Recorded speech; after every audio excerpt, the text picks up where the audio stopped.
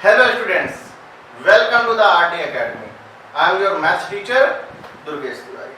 और बेटा आज से हम लोग क्लास 11th की एक सीरीज स्टार्ट करने जा रहे हैं और आप लोग कंटिन्यू बने रहिएगा क्योंकि हम लोग फर्स्ट चैप्टर से लगा करके लास्ट चैप्टर तक पूरा सिलेबस आपको कवरेज देंगे इसमें। और आपका एक ये प्यारा सा चैनल है RT Academy। तो जो हम लोग आज फर्स्ट चैप्टर है हमारा बेटा वो है सेट्स। ये हमारे बुक का क्लास 11th की मैथ्स में फर्स्ट चैप्टर है। अच्छा ये है क्या, पहली बात तो इसके बारे में आपको भी पता होना चाहिए कि ये है क्या। अच्छा एक चीज है कि कलेक्शन होता है बहुत सारे एलिमेंट्स का। जो सेट्स है एक तरीके से अगर मैं इसको सिंपल वे में बोलूं, collection of elements, collection of elements. और देखिए मैं इसकी डेफिनेशन भी लिख रखी है क्या, एनी वेल डिफाइंड। बेटा वेल डिफाइन ही होना चाहिए। अब पता चला आपको ऐसा कुछ बताया जा रहा है जिसके बारे में आप कंफर्म नहीं है। अगर आप कंफर्म नहीं है तो आप उसको सेट्स में कंसीडर नहीं करेंगे। Any well defined collection of objects is called sets. अब जैसे मैं कुछ एग्जांपल्स ले रखे हैं, जैसे ऑल स्टेट्स ऑफ इंडिया। तो जितने भी स्टेट हैं बेटा इंडिया के वो क्या एक वेल डिफाइंड कलेक्शन है, आपको पता ही नहीं सबके बारे में। तो उनका अगर आप एक सेट बनाएंगे तो वो किसमें काउंट होगा, सेट्स में। अच्छा ये जो ऑल कलर्स ऑफ रेनबो ये तो फिक्स है, प्योर होते हैं, ठीक 7 कलर है, आप सब उनके नेम लिख लेंगे तो ये भी क्या है वेल डिफाइंड है। जैसे मैं बोल दूं कलेक्शन ऑफ वॉवेल्स, मैं एक एग्जांपल और ले लेता हूं इसी में, कलेक्शन ऑफ वॉवेल्स। अच्छा वॉवेल्स के कलेक्शन में आप बेटा क्या लिख सकते हैं, ए ई आई ओ, ये भी तो वेल डिफाइंड है। तो जितने भी वेल डिफाइंड चीजें हैं उनका अगर आप कलेक्शन करेंगे तो उसको हम लोग बोलते हैं बेटा सेट्स।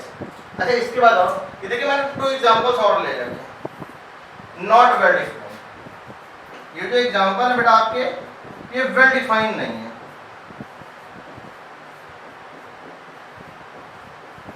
ये वेल डिफाइंड। अब जैसे लिखा हुआ है all big cities of India, all big cities of India. अब ये किस लिए कहा जा रहा है बिग सिटीज, पॉपुलेशन के लिए है कि प्लेस के लिए है, वो तो डिपेंड करेगा ना कि क्या चीज है उसमें। तो ये जो एक वेल डिफाइंड कलेक्शन नहीं। ऐसे ही कहा गया ऑल लवली फ्लावर्स।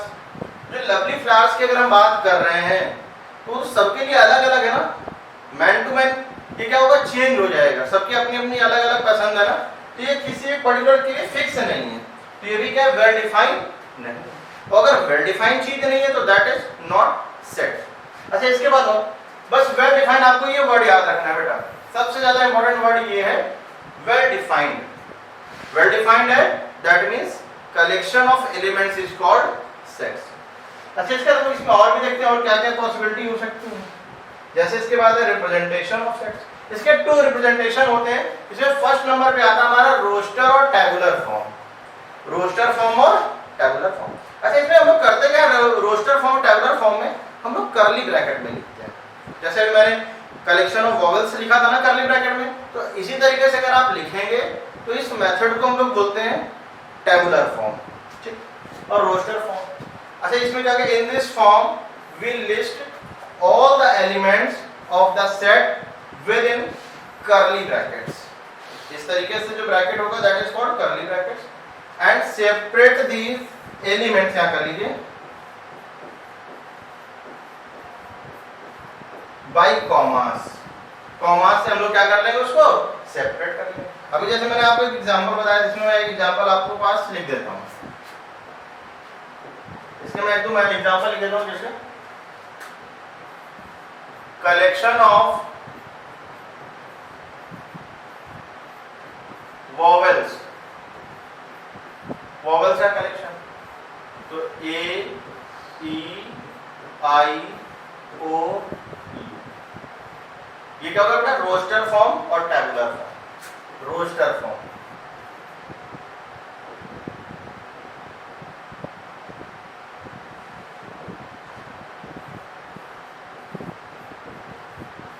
रोस्टर और tabular.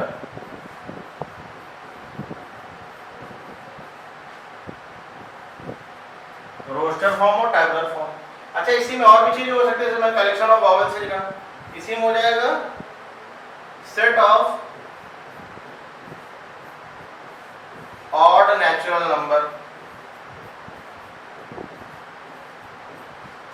Set of odd natural. तो बड़ा ऑड नेचुरल नंबर का कलेक्शन भी तो हम लोग कर सकते हैं। स्टार्टिंग कहां से होगी, 1 3 5 7 9 एंड सो ऑन। इसके बाद और भी हम लोग बहुत सारे एग्जांपल देखते हैं। तो ये जो रिप्रेजेंटेशन है, that representation is called tabular form और रोस्टर फॉर्म। इसके बाद सेकंड नंबर पे हमारा आएगा सेट बिल्डर फॉर्म। ठीक, इसमें क्या करना होता है, सेट बिल्डर फॉर्म में आपको एक चीज ध्यान देनी है। सबसे पहली चीज कि the set A of all even natural numbers, ये एग्जांपल के थ्रू मैंने बता रखा है, ठीक है, less than 15। Set builder form में आपको क्या करना है, इसमें आपको लिखना तो कर्ली ब्रैकेट में ही इस तरीके से, बट कंडीशन ये होगी आप इस तरीके से लिखेंगे x, और ये बड़ा जो सिंबल है, this symbol is stands for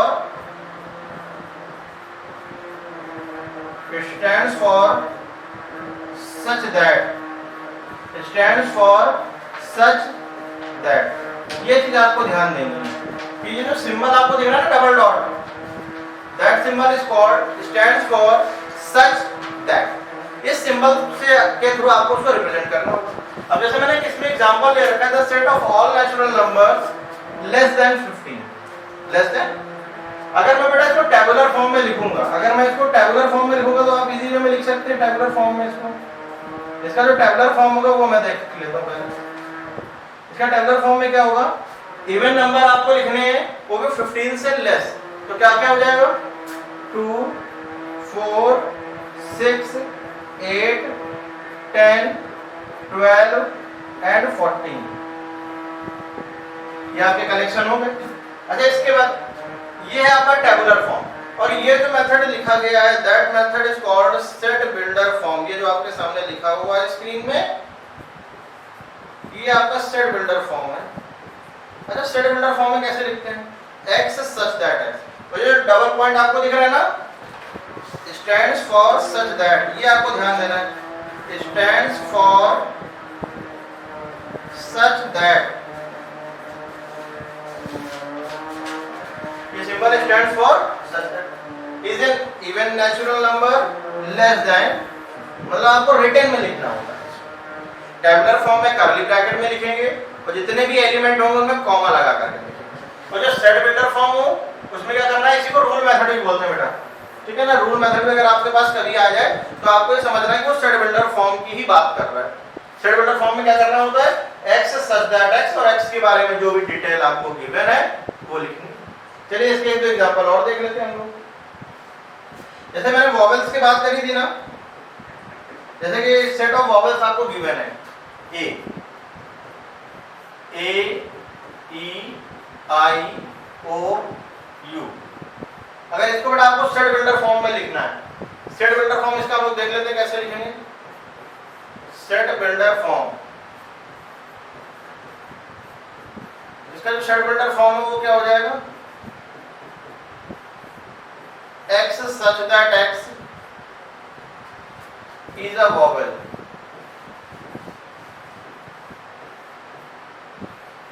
बस इस तरीके से लिख देना है। तो सेट बिल्डर फॉर्म में आपको x such that x करके ही लिखना है। अब जैसे लिखा हुआ है बेटा, एक के स्टेट आपको गिवन है 1 3 5 7 9। अगर आपको इसको सेट बिल्डर फॉर्म में रिप्रेजेंट करना है तो आप किस तरीके से रिप्रेजेंट करेंगे ये देख लेते हैं। इसको लिखेंगे बेटा हम लोग कुछ इस तरीके से, a equal x such that x is an odd natural number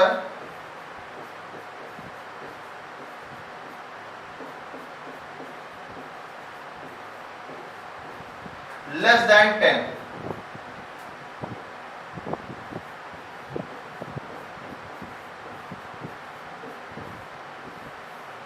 ठीक, देखिए नेचुरल नंबर का ये जो कलेक्शन है 1 3 5 7 9, और वो भी कैसा है, ऑड। और लेस देन 10। तो अगर आप इस तरीके से लिख रहे हो, ये जो दोनों मेथड आपके लिखे हुए टेबुलर फॉर्म, इसको ध्यान रखेंगे, that method is called tabular form, also known as roster form.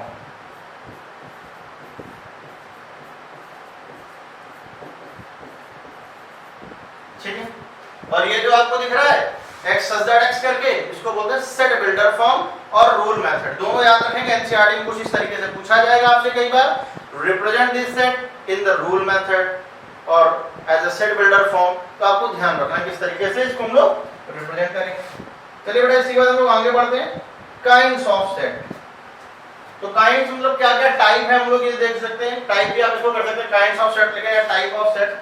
तो सेट के टाइप क्या है? सेट के टाइप में हमारे पास सबसे नंबर 1 पे आ रहा है, दैट इज एम्प्टी सेट। बेटा सबसे पहली चीज, एम्प्टी सेट तो वही होगा जिसमें एक भी एलिमेंट ना हो। एक भी एलिमेंट नहीं है तो उसको क्या बोलेंगे? एम्प्टी सेट भी नेम होगा इसी का, that is also called void set, null set, ये सब इसी के ही नेम है, नल सेट, वाइड सेट। और हम लोग इसको रिप्रेजेंट करते हैं इस तरीके से, करली ब्रैकेट में लिख देंगे, इसके अंदर एलिमेंट नहीं लिखेंगे। अगर आपने जीरो भी इवन लिख दिया तो वो सिंगल एलिमेंट में आ जाएगा, सिंगलटन में, वो भी हम लोग आगे डिस्कस करेंगे। अच्छा, आप इसको या तो लिख सकते हैं इस तरीके से, इसको और फाइव इस तरीके से रिप्रेजेंट कर सकते हैं। इस सिंबल का जो नेम है बेटा, that name is five, five read करेंगे इसको। ठीक है, ये सिंबल क्या है? फाइव। तो इसकी डेफिनेशन क्या है? A set which does not contains any element। एक भी एलिमेंट अगर नहीं है तो हम उसको क्या बोलते हैं बेटा? कि वो क्या है? एम्प्टी सेट है, वॉइड सेट है, नल सेट है। करली ब्रैकेट से आप रिप्रेजेंट कर देंगे, एलिमेंट नहीं लिखेंगे, अदरवाइज वो काउंटेबल हो जाएगा। ठीक, या तो आप 5 से रिप्रेजेंट करेंगे। अच्छा, इसका एक एग्जांपल देख लेते हैं। x² + 1 इक्वल टू 0 गिवन है, और x के बारे में हमसे कहा गया बेटा कि रियल नंबर है। तो एक चीज बताइए बेटा, क्या कोई भी ऐसा नंबर है जिसका आप स्क्वायर करें और फिर 1 के साथ ऐड करें तो 0 आ जाए? तो ये तो पॉसिबल ही नहीं है। ये हम लोग पढ़ेंगे अभी आगे, हम लोग एक चैप्टर आएगा इसमें कॉम्प्लेक्स नंबर, उसमें उसी डिस्कस करेंगे, होती हैं चीजें, लेकिन वो इमेजिनरी वाले पार्ट में होंगे, रियल के लिए ये चीज नहीं। तो ये सेट कैसा हो गया? एम्प्टी सेट हो गया।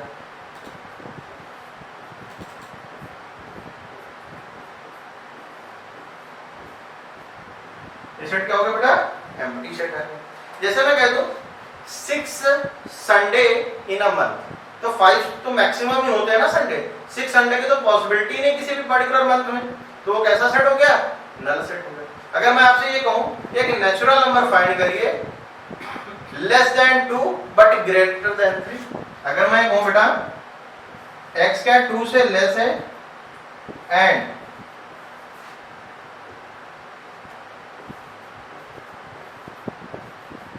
greater than 4, less than 2 and greater than 4, और ऐसा नेचुरल नंबर बताना है। तो बेटा ऐसा पॉसिबल ही नहीं, कोई भी नंबर ऐसा है ही नहीं इस दुनिया में जो 2 से 4 2 से लेस हो और 4 से ग्रेटर हो। तो यानी कि कैसा सेट हो गया? नल सेट हो गया, एम्प्टी सेट हो गया, वॉइड सेट है। ठीक है ना, इस चीज को आपको ध्यान रखना है। चलिए इसी में हम लोग और आगे बढ़ते हैं। नेक्स्ट है बेटा सिंगलटन सेट। सिंगलटन सेट का मतलब हो गया एक ऐसा सेट जिसमें केवल सिंगल एलिमेंट प्रेजेंट है। If a set have single element, if a set has single element, अगर किसी भी सेट में केवल और केवल सिंगल एलिमेंट है तो that set is called singleton set. A set that contain कर ले ओनली वन एलिमेंट, केवल एक एलिमेंट होना चाहिए सिंगल, तो उसको क्या बोलेंगे? Singleton set. इस चीज को ध्यान रखेंगे। जैसे मैं बोलूँ आपसे ऐसे कि एक सेट दिया गया बेटा x² - 2x + 1 इक्वल टू 0, और x क्या है आपका? रियल नंबर है। तो जरा इसको सॉल्व करिए तो क्या आएगा? तो अगर ध्यान से देखिए बेटा आप लोग, तो इसमें क्या लिखा है? x - 2 का होल स्क्वायर ही तो लिखा है ये। तो x - 1 = 0, x की वैल्यू क्या आ जाएगी? अच्छा आएंगी 1 1, लेकिन इसमें आपको रिपीट नहीं करना होता है, डिफरेंट कलेक्शन होता है। जो डेफिनेशन स्टार्ट करी थी सेट की, तो इसमें क्या किया था मैंने, इसमें डिफरेंट डिफरेंट एलिमेंट लिए थे। अब भाई यहाँ तो 1 1 2 टाइम्स आ रहा है, उससे कोई फर्क तो नहीं पड़ रहा है, सिंगल टाइम ही लिखना है। ये कैसा आ गया, सिंगलटन सेट है। तो अगर किसी भी सेट में सिंगल एलिमेंट है तो वो क्या हो जाएगा, सिंगलटन सेट। अच्छा इसमें एक चीज और देख सकते हैं, जैसे कहा जाए if x belongs to natural number and x greater than 2 but less than 4। x क्या है, एक नेचुरल नंबर है जो कि 2 से ग्रेटर है और 4 से लेस। तो अगर आप ध्यान से देखो बेटा, एक ही वैल्यू तो है केवल 3, तो 3 का अगर आप कलेक्शन करेंगे तो ये क्या हो गया, सिंगलटन सेट। तो singleton set means a set in which single element is present. अगर किसी सेट में सिंगल एलिमेंट प्रेजेंट है तो हम लोग उसको क्या बोलेंगे, सिंगलटन सेट बोलेंगे। इससे क्वेश्चन भी हम लोग कर सकते हैं बहुत सारे। अच्छा इसका नेक्स्ट आएगा बेटा हमारा फाइनाइट सेट। अच्छा फाइनाइट, लेकिन नेम में ही लिखा हुआ फाइनाइट, तो फाइनाइट का मतलब क्या होता है, ऐसी कोई चीज जिसको हम लोग काउंट कर सकते हैं, ठीक है। तो if a set in which elements are countable, एक ऐसा सेट जिसमें आप एलिमेंट को क्या कर सकते हैं, काउंट कर सकते हैं। तो एलिमेंट कैसे हो, काउंटेबल। जो एलिमेंट्स हो बेटा वो काउंटेबल होने चाहिए, ठीक है। A set contains a limited number, limited मतलब जिसकी काउंटिंग हो सके, of elements is called finite set. A set यहां पे बेटा इन विच या दैट कंटेन्स, ये भी करेक्ट है। तो क्या होना चाहिए, लिमिटेड नंबर ऑफ एलिमेंट्स होने चाहिए, मतलब फिक्स होने चाहिए, आप काउंट कर सकते हैं उसको, ठीक है। सबसे ज्यादा बेस्ट आप इसको याद रखें, काउंटेबल, जिनके आप काउंटिंग कर सकते हैं, ठीक है। जैसे मैं लिखूं, जैसे एक सेट किया है बेटा ए ई आई ओ। अब जैसे बेटा कलेक्शन ऑफ वॉवल्स है, तो ये आपको दिख रहा है, काउंट कर सकते हैं कितने एलिमेंट, 1 2 3 4 5 एलिमेंट है, यानी कि सेट कैसा है, ये काउंटेबल है। और काउंटेबल मींस फाइनाइट सेट है, ठीक है ना। फाइनाइट सेट यानी कि क्या हो जाएगा, काउंटेबल हो जाएगा। जैसे मैं लिख दूं बेटा 1 2 3 4 up to and so on 10, ये एक सेट भी गिवन है। ये सेट ऑफ इंटीजर्स भी आप कह सकते हैं कि 1 to 10, या set of natural number 1 to 10, ये भी कह सकते हैं, दोनों पॉसिबिलिटी है। तो ये भी क्या है, काउंटेबल है, काउंटिंग हो सकती है, आप 1 2 3 4 काउंट कर सकते हैं। अगर काउंट कर पा रहे हैं आप, इसका मतलब है कि ये सेट कैसा है, फाइनाइट है। वो जितने भी सेट जिसमें अंदर आप एलिमेंट को काउंट कर पाएंगे, एलिमेंट आपने काउंट कर लिए, अगर एलिमेंट आप काउंट कर ले रहे हैं यानी कि सेट कैसा है, फाइनाइट सेट। अच्छा बेटा अगर फाइनाइट सेट आया है तो डेफिनेटली एक इनफाइनाइट सेट भी आया होगा, बिल्कुल आया होगा। चलिए देखते हैं उसको।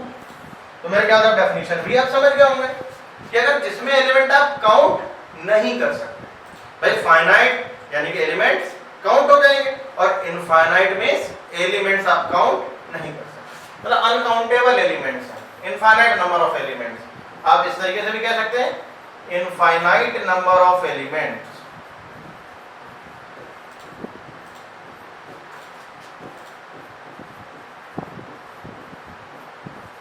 A set in which infinite number of elements are present।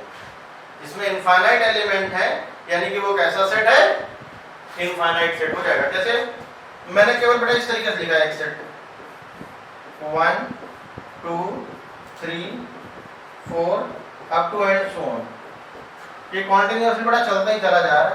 तो आपको इसका एंड तो पता नहीं है, जब इसका एंड नहीं पता तो नंबर ऑफ एलिमेंट्स भी तो नहीं काउंट कर पाएंगे। जब आप नंबर ऑफ एलिमेंट्स नहीं काउंट कर पा रहे यानी कि सेट कैसा हो गया, ये इनफाइनाइट सेट हो गया। जिस केस में आप एलिमेंट काउंट नहीं कर पाएंगे वो इनफाइनाइट सेट हो गया। चलिए इसमें एक एग्जांपल और ले लेते हैं। इसमें आप ले लें बेटा हम लोग कलेक्शन ऑफ, जैसे इसको मैंने बोला कलेक्शन ऑफ नेचुरल नंबर है, collection of natural number.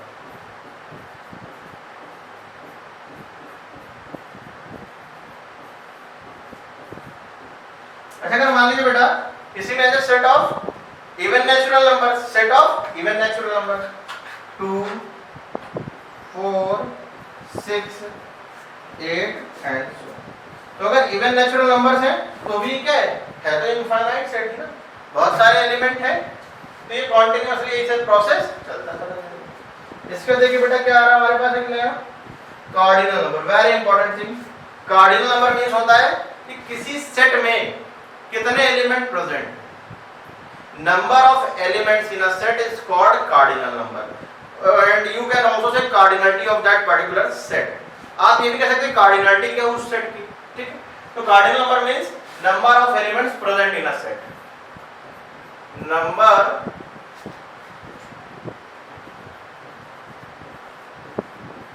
of elements present in a set। किसी सेट में कितने एलिमेंट प्रेजेंट है तो वो क्या है उसकी कार्डिनलिटी है, कार्डिनल नंबर। जैसे मैं एक सेट लिख रहा हूं बेटा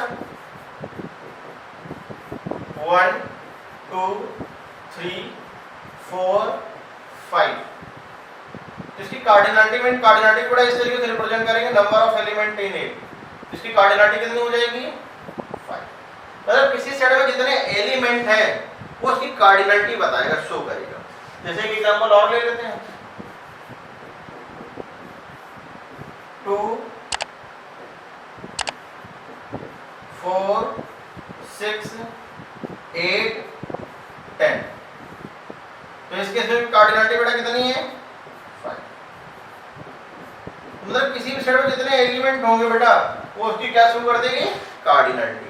नंबर ऑफ एलिमेंट इस आपको आगे लगा देना n, किसी भी सेट जिसकी भी आप कार्डिनलिटी निकाल रहे हैं उसमें आपने n अगर लिख दिया तो रिप्रेजेंट कर देगा उसमें कितने नंबर है उस सेट में, और जो नंबर है वही क्या उसकी कार्डिनलिटी है।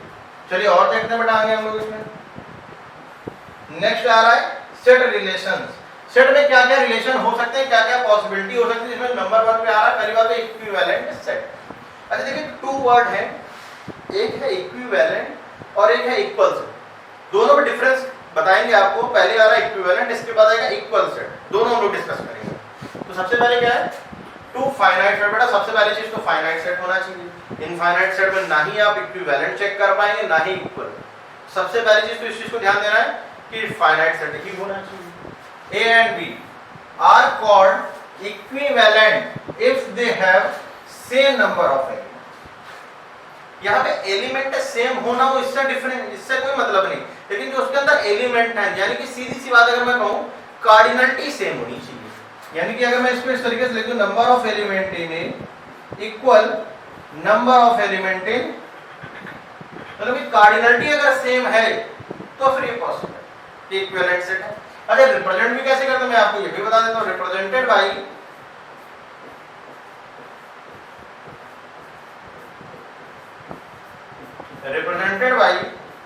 ए इक्विवेलेंट बी। बेटा इस तरीके से सिंबल यूज करें ए इक्विवेलेंट। अब जैसे एक एग्जांपल देखें इसमें,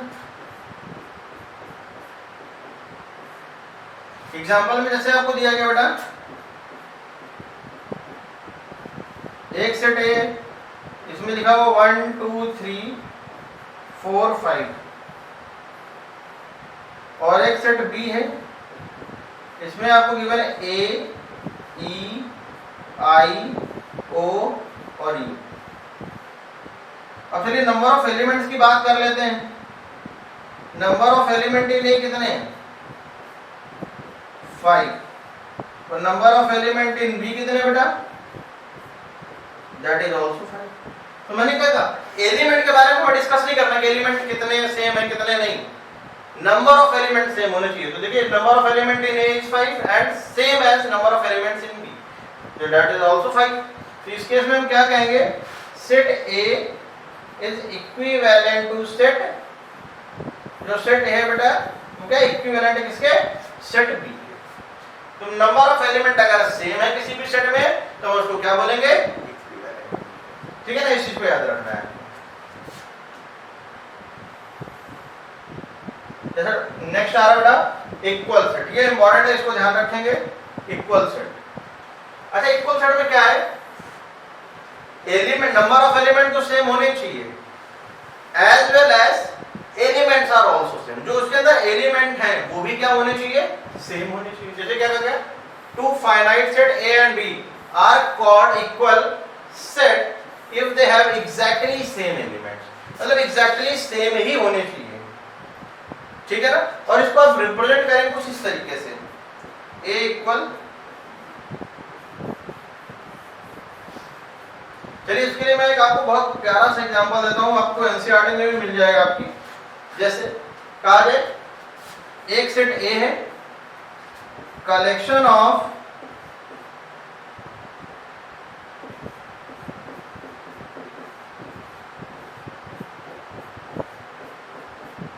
लेटर्स, या अल्फाबेट कर देते हैं, यहां पे अल्फाबेट भी कर सकते हैं आप, लेटर्स भी कर सकते हैं, इसमें मैं अल्फाबेट कर देता हूं, collection of alphabet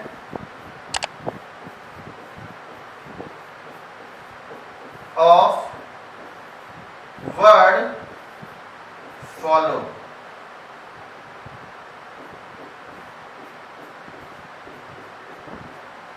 collection of alphabets of word follow.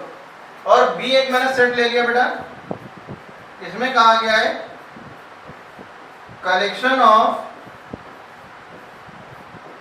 Alphabets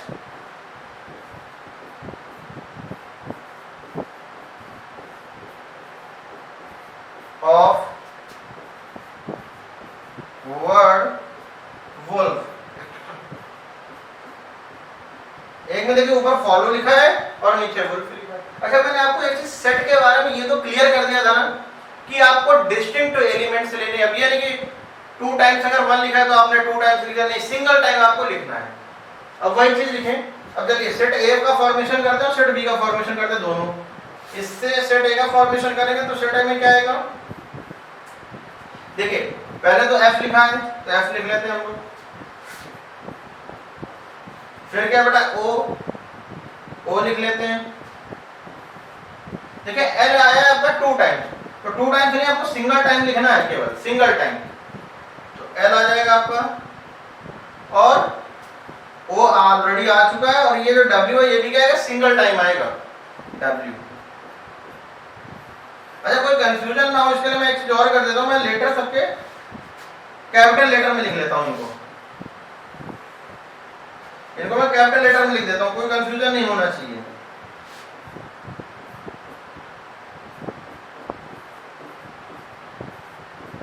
इस तरीके से कर देते हैं, ये वुल्फ भी कैपिटल में हो गया और फॉलो भी कैपिटल में हो गया आपका। तो इसके बाद हम लोग बी के सेट का फॉर्मेशन कर लेते हैं। सेट बी में क्या आ जाएगा, डब्ल्यू ओ एल एफ, इसमें तो सिंगल ही है, डब्ल्यू ओ एल। तो बेटा अगर आप ध्यान से देखो तो 4 एलिमेंट ऊपर के 4 एलिमेंट नीचे के, और सेम एलिमेंट भी सेम है, यानी कि ये क्या है, इक्वल सेट का एग्जांपल हो गया हमारा, इक्वल, ठीक है ना। इस चीज को आप ध्यान देंगे, डब्ल्यू भी मैच कर रहा है, ओ भी, एल एफ सब मैच कर रहे हैं हमारे। चलिए इसके आगे और देख लेते हैं बेटा हमारे पास क्या है। इसका देखिए बहुत इंपॉर्टेंट चीज आ रही है, जो सेट चैप्टर हम लोगों ने करा है उसका सबसे इंपॉर्टेंट टॉपिक है, दैट इज सबसेट। देखिए नेम में ही लिखा है सेट तो है ही है, और सब लगा हुआ है बस, सबसेट मतलब उसका छोटा सा पार्ट, सीधी सी बात है। मतलब कि ऐसा एक सेट लेना है जो दूसरे सेट से कंटेन किया गया हो, बस केवल। तो क्या कहा गया, let A comma B be any 2 sets, then A is called a subset of A B. B का क्या होगा, सबसेट होगा इफ एवरी मेंबर लिख सकते हैं आप, इस प्लेस में एलिमेंट भी कर सकते हैं, of A is also the member of. मतलब मैं आपको एक एग्जांपल के थ्रू समझाता हूं तब आपको ज्यादा अच्छा लगेगा। जैसे कि एक एग्जांपल है, एक सेट मैंने बेटा ए लिया है, 1 2 और 3, और एक सेट बेटा मैंने क्या ले रखा है, बी, 1 2 3 4 5 6। अब अगर आप ध्यान से देखें कि जो सेट ए है इसमें एलिमेंट क्या है, 1 2 3, और सेट बी आपको जो गिवन है 1 2 3 4 5 6। तो ए के जो सेट हैं, ए के जो एलिमेंट हैं वो कंप्लीट बी से ही तो लिए गए हैं, तो अगर कंप्लीट बी से लिए गए यानी कि ए क्या है, बी का सबसेट। अच्छा अगर बी का नेम लेना चाहें तो हम बी को क्या कह देंगे, बी क्या सुपर सेट है ए का। अच्छा सबसेट को रिप्रेजेंट कैसे करेंगे, सबसेट को बेटा रिप्रेजेंट करेंगे ए जो सी है, सी को थोड़ा सा ऐसे एक्सटेंड कर देंगे, A is a subset of B. अच्छा सबसेट में कई बार आपको बेटा कुछ इस तरीके का सिंबल भी मिल जाएगा। तो दोनों में डिफरेंस क्या है, डिफरेंस में क्लियर कर देता हूं आपको। ये जो आपको सिंबल दिख रहा है ये आपका है प्रॉपर सबसेट का,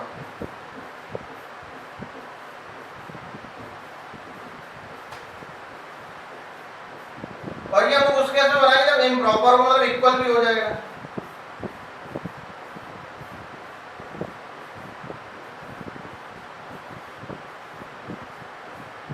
बेटा कंप्लीट जो सेट होगा वो खुद अपने आप में भी तो एक सबसेट बनाएगा, तो वो क्या हो जाता है इम्प्रॉपर सबसेट हो जाता है। ठीक, तो अगर मैं बात करूं इस केस में तो ए क्या है, सबसेट है बी का। इस चीज को याद रखेंगे। अच्छा एक हम लोग इसी में आगे एक चीज कर लेते हैं, आगे नंबर ऑफ सबसेट की बात कर लेते हैं, number of subset.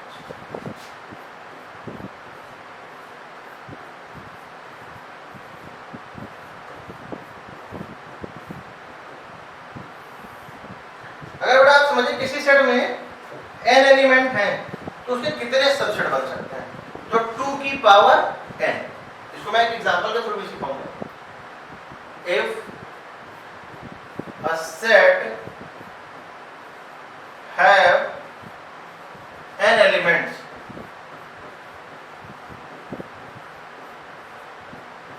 then number of subsets is 2 to the power। अच्छा इसमें अगर हमसे कोई पूछे इम्प्रॉपर केवल है वो कोई कंप्लीट सेट, तो इसमें इम्प्रॉपर कितने हो जाएंगे 1 और प्रॉपर कितने हो जाएंगे 2 की पावर n माइनस 1। इसको मैं अलग से लिख देता हूं, कोई कंफ्यूजन नहीं होना चाहिए। 2 to the power n minus 1 and 1, that is proper subset,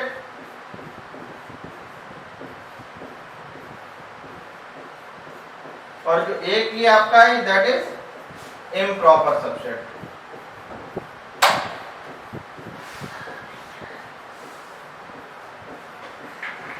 ठीक है, क्या हो जाएगा improper subset। अच्छा इसमें हम लोग क्वेश्चन कर लेते हैं, जैसे एक सेट बेटा आपको गिवन है जिसके अंदर एलिमेंट है a, b, c, बड़ा इसके सबसेट फॉर्म कर लेते हैं। अच्छा ये तो फॉर्मूले से तो क्लियर ही पता है इसके कितने सबसेट होंगे, 2 की पावर 3, बड़ा 3 एलिमेंट है यानी कि 2 की पावर 3 8, इसके 8 सबसेट का फॉर्मेशन होगा। जरा मैं आपको दिखा देता हूं कैसे बनेंगे। सबसे पहली चीज 5 मतलब नल सेट। नल सेट जो होगा वो हर एक सेट का सबसेट होगा, नल सेट। अच्छा इसका हम लोग क्या करेंगे बेटा, सिंगल एलिमेंट ले लेते, जैसे सिंगल ए ले लिया मैंने, तो ये भी तो एक सेट ही है, कर्ली ब्रैकेट में लिखा है यानी कि वो सेट रिप्रेजेंट कर रहा है। सिंगल बी को लिख लेता हूं मैं, सिंगल सी की बात कर लेते हैं। अच्छा बेटा इसमें डबल कर लेते हैं, ए बी को एक बार मैंने ले लिया, ये भी तो एक सेट ही है, ए बी कर लिया, फिर बी सी कर लेते हैं, और फिर एक क्या आ जाएगा ए कॉमा, ये भी देखिए 7 हो चुके हैं, 1 2 3 4 5 6 7, और मैंने आपको बताया ना ये 7 सेट हो गए आपके मतलब प्रॉपर हो गए, और एक सेट ऐसा है जो क्या होता है इम्प्रॉपर, वो कंप्लीट सेट इटसेल्फ होगा। ए बी ये जो सेट है ये इम्प्रॉपर है, तो टोटल एलिमेंट्स आप काउंट कर लें, 8 दिख रहे हैं कि नहीं अब आपको, 8 है, देख लीजिए काउंट करिए। तो इस चीज को आपको याद रखना है। तो आज की हमारी लास्ट एक और स्लाइड है, उसको हम लोग और देख लेते हैं, वो क्या है पावर सेट। पावर सेट ये भी बहुत इंपॉर्टेंट है, ये बिल्कुल अभी जो हम लोगों ने पीछे किया है ना सबसेट, उसी से ही रिलेट करेगा ये पावर सेट। ये जो पावर सेट आपको दिख रहा है ये इसी से ही रिलेट करेगा। तो पावर सेट को सबसे पहली बात तो रिप्रेजेंट करेंगे P ऑफ A से, जो आपको दिख रहा है, ठीक है। तो पावर सेट का मतलब होता है collection of all the subsets. जो सबसेट आपने बनाए हैं उन सबसेट का भी एक सेट बना लिया जाए, उन सबसेट का भी क्या बना लिया जाए, सेट बना लिया जाए, तो उसको हम लोग क्या बोलेंगे, पावर सेट। अभी जो एग्जांपल क्या बिल्कुल उसी के बिहार पे कर लेते हैं। एक एग्जांपल दें, जैसे एक सेट गिवन है 1, 2, और हमारे पास क्वेश्चन आया है कि पावर सेट का फॉर्मेशन करना, फॉर्म ऑफ पावर सेट। तो पहली बात थोड़ा इसका सबसेट बना लेते हैं। तो सबसेट क्या हो जाएगा, पहले तो 5 हो जाएगा, फिर सिंगल सिंगल एलिमेंट 1, 2, 3, फिर डबल डबल कर लें बेटा 1, 2, 1, 3, 2, 3, और लास्ट में आएगा 1, 2, ये तो हमने कर लिया बेटा सेट का फॉर्मेशन। तो अगर मैंने इस सेट को, इस सेट का मैंने एक सेट फॉर्म कर लिया, जैसे इनको भी कर्ली ब्रैकेट में कर दूं, तो ये बन गया आपका पावर सेट ऑफ। जो सेट आपको दिख रहे हैं उन सेट का भी मैंने एक सब सेट बना लिया, तो वो क्या हो जाएगा। तो आज हम लोगों ने यहाँ पर हाफ पार्ट कर लिया है सेट का, थ्योरी कंप्लीट हो चुकी है। तो नेक्स्ट लेक्चर आगे लेक्चर नंबर 1 है हमारा।